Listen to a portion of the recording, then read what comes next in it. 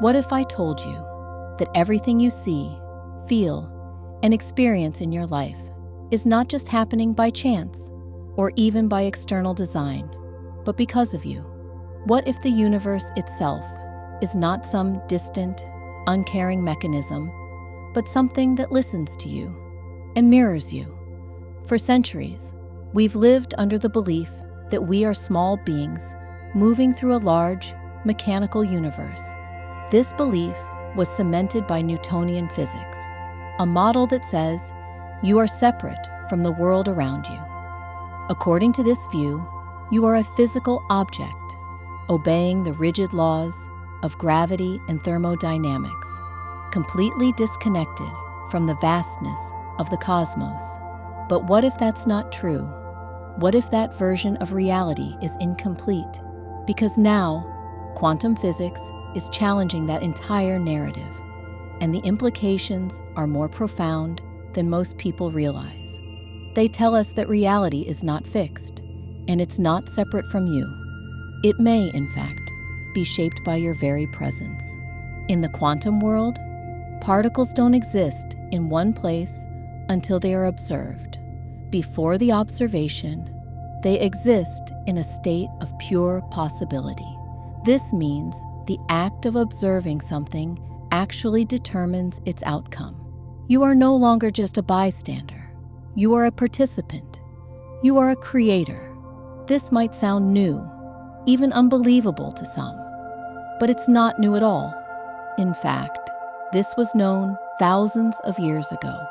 Ancient spiritual teachings have echoed this same truth over and over again. Hermes Trismegistus, the legendary teacher behind the Hermetic principles, said, "As above, so below, as within, so without." These are not just mystical phrases, they are blueprints of how reality functions. The universe is like a mirror. It reflects your state of being. It doesn't respond to your words alone. It responds to your energy, your beliefs, your assumptions. And once you understand that, everything changes. Neville Goddard, one of the greatest metaphysical teachers of the 20th century, taught that we live in a three-dimensional world that is being translated from a higher dimension, a fourth dimension that contains all possible versions of you and your life. Every choice, every outcome, every potential path already exists in that dimension, and what you are experiencing now is not the only version of your life. It's simply the one you've accepted as true. Through the power of assumption, Neville said, you choose which version of reality you step into. In this higher dimension, there are infinite world lines, and your consciousness acts as the selector, the navigator. You are not a victim of fate. You are the one steering the ship. You are not here to obey reality.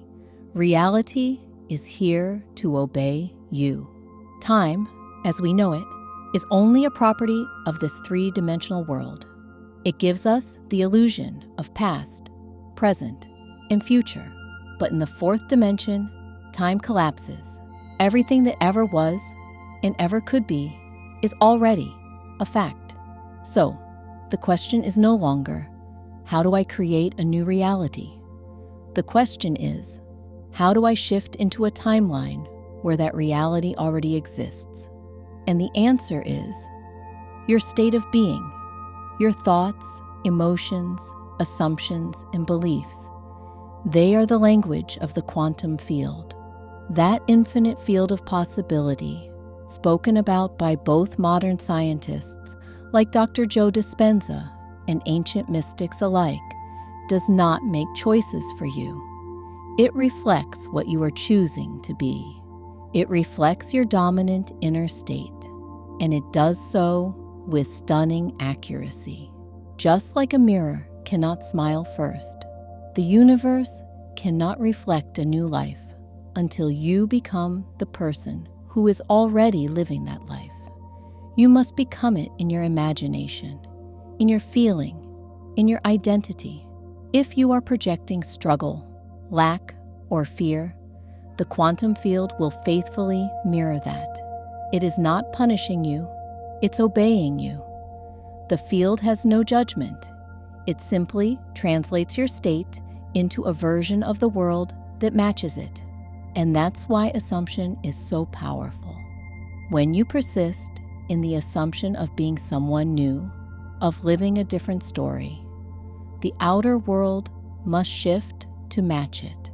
The mirror has no will of its own. It doesn't decide what to show you.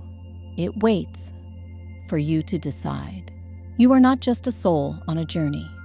You are the all, experiencing itself through limitation. The source, the divine, the infinite. It chose to become you, to focus itself through your eyes, your heart, your experiences. And in order for that experience to be real, it had to forget. You had to forget. Because if you remember that you are infinite, the game wouldn't feel real. There would be no growth, no challenge, no adventure. And so, you agreed to play this game of life under the illusion of separation. But that illusion is fading now.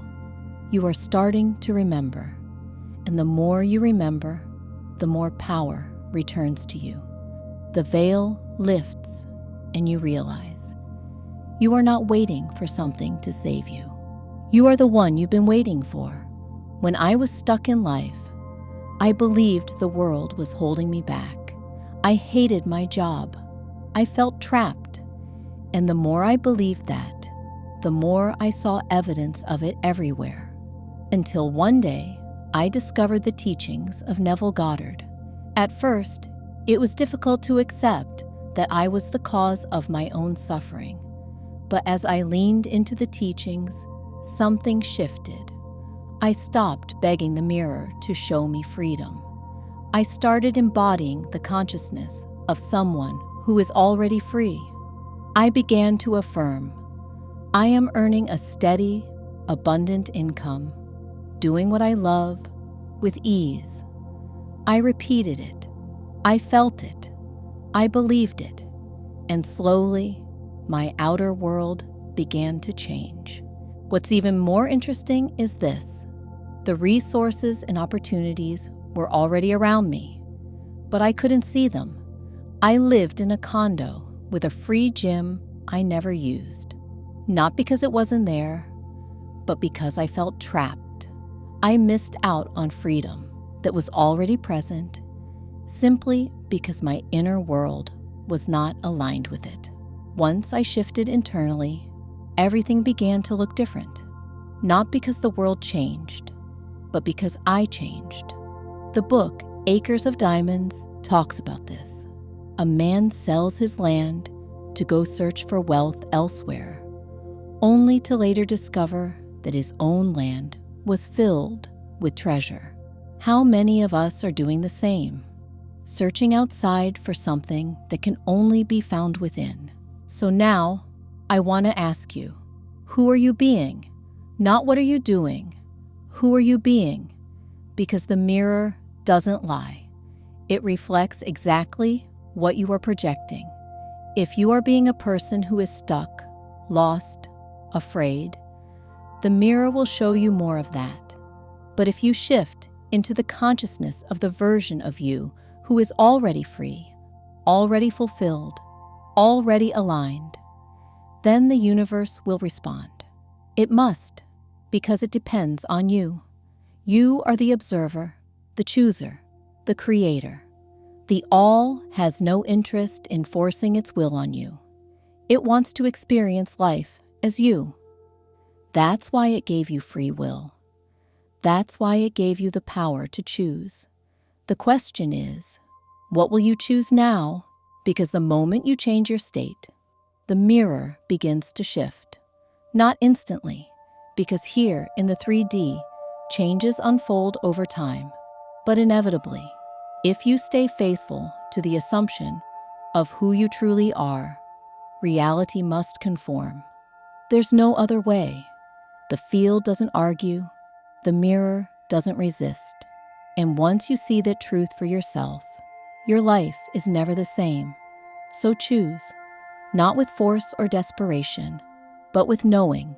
Smile into the mirror of the universe, and eventually, inevitably, it will smile back.